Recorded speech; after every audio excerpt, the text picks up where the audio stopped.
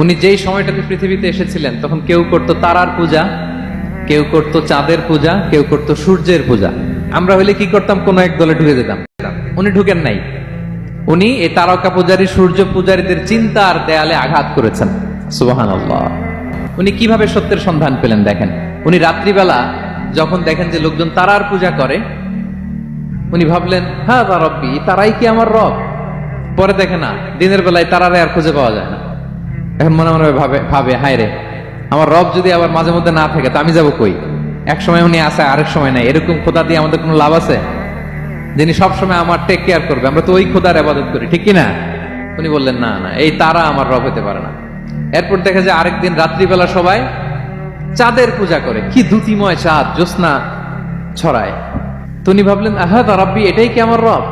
পরের দিনের বেলা যখন দেখেন না, চাঁদ তো আর দেখা যায় না, চাঁদ তো আর নাই, ভ্যানিশ, ডিসঅ্যাপিয়ার। পরে বলেন